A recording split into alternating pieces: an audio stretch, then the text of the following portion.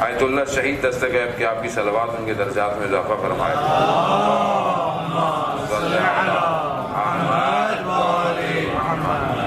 آیت اللہ دستغیب اپنی کتاب میں بیان کرتے ہیں ایک اور عالم دین کا واقعہ. کہتے ہیں ان کے والد خود عالم دین تھے، ان کا انتقال ہو گیا. ان کے خواب میں آئے اور انہوں نے اپنے والد سے پوچھا کہ والد محترم یہ بتائیے، عالم برزخ جو انسان مرتا ہے اور جب تک قیامت نہیں ہے ایک اور عالم کے اندر روح ہے انسان کی، اسے کہتے ہیں عالم برزخ. عالم برزخ میں عذاب کیسا ہے، عذاب کس طرح کا ہے؟ تو انہوں نے کہا کہ میں بیان نہیں کر سکتا یہاں کی، کیونکہ وہاں کا ٹائم الگ ہے، وہاں ٹائم نہیں ہے، وہاں ماس باڈی اسٹرکچر نہیں ہے، وہاں کچھ اور ہے. لیکن کہتے ہیں میں تمہیں ایگزامپل کے طور پر سمجھانے کے لیے کہ تم سمجھ سکو کہ عذاب بالکل ایسی جیسے انسان ایک پہاڑ کی وادی کے اندر پھنسا ہوا ہو، جیسے یہاں بھی وادیاں ہیں، پہاڑ ہیں، چاروں طرف پہاڑ ہو، درمیان میں آدمی ہو اور بھیڑیے اس کے پیچھے لگ جائیں، فرار نہ کر سکے. عذاب عالم برزخ میں ایسا ہے. اور ذہن و ہم کیا سمجھتے ہیں کہ یہ جو ہم چھوٹی چھوٹی سی دنیا میں سمجھتے ہیں تو چھوٹی سی بات ہے، کوئی مسئلہ نہیں، اس کا حق کھا لیا، اس کے پیسے کھا لیے، اس کو دے دی. اس عالم میں بہت سختی ہے. شہید دستغیب بھی ایک اور جگہ بیان کرتے ہیں، دو جوان، پرانی بات ہے، زیارت پر جا رہے تھے کربلا، راستے میں حملہ ہو گیا، ایک مر گیا، ہلاک ہو گیا، دوسرے کو واپس آنا پڑ گیا. وہ جو ہلاک ہو گیا وہ خواب میں آیا اور اس نے دیکھا کہ وہ بڑے جنت، بڑے ہریالی سے باغ، تو انہوں نے کہا کہ زیارت پہ جا رہے تھے، مقصد نیک تھا تو اس لیے اللہ نے یہ عطا کیا. لیکن دیکھا کہ وہ تھوڑی تھوڑی دیر میں اس کو تکلیف کا اظہار ہے، تکلیف کا اظہار ہے. کہہ رہا کیا ہے؟ کہتا روز ایک بچھو آتا ہے جو میرے پاؤں کے انگوٹھے کو کاٹتا ہے. کہا یہ کیوں ہے؟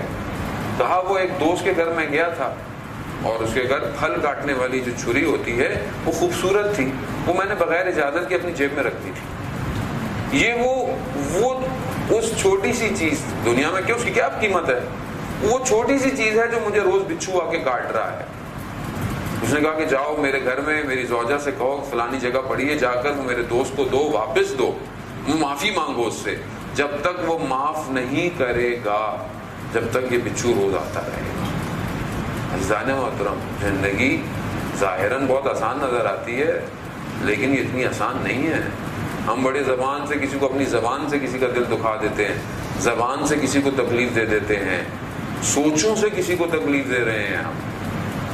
ہم ذہنی طور پر بھی بعض اوقات لوگوں کے لیے نیگیٹو ہیں، ہر وقت جس کو دور سے دیکھا نیگیٹو. وہ یہ اثرات مرتب ہوتے ہیں، ایسی بات نہیں ہے جو آپ سوچ رہے ہیں وہ آپ بیان نہیں کر رہے، مگر آپ کا وجود اس چیزوں کو، وائبس کو کریٹ کر رہا ہے جس کی طرف کشیدگی پیدا ہو جاتی ہے، نفرتیں پیدا ہو جاتی ہیں، حسد پیدا ہو جاتا ہے. خود اپنی صحت کا، روح کے اوپر بہت بڑا نقصان ہے نیگیٹو تھاٹس کا. تو انہوں نے پوچھا کہ یہ عذاب اس طرح کا ہے. پھر انہوں نے کہا کہ جو ہم فاتحہ پڑھتے ہیں، درود بھیجتے ہیں، نظر و نیاز دیتے ہیں مرحوم کے لیے، جیسے یہ سال ثواب کی مجلس ہے مرحومین کے لیے، یہ اس عالم میں کیسے، اس کو کیا فائدہ ہوتا ہے؟ تو انہوں نے پھر مثال سے سمجھایا کہ جیسے آپ کسی گرم جگہ پر ہوں جہاں پر شدید دھواں ہو، جیسے جکوزی اور سوانا میں جاتے ہیں نا، اب اتنا زیادہ دھواں اور گرم ہوتا ہے کہ آپ جاتے ہیں کہ تھوڑی سی سانس لینے کے لیے میں باہر نکلے آدمی. تو کہتے ہیں بالکل ایسی جگہ ہو اور کوئی کھڑکی کھول دے اور وہاں سے تازہ ہوا کا جھونکا آئے. کہا تمہارا ایصال ثواب پہنچانا مرحوم کے لیے اس عالم میں بالکل ایسا ہے. ایک صلوات پڑھ دے اپنے مرحومین کے لیے.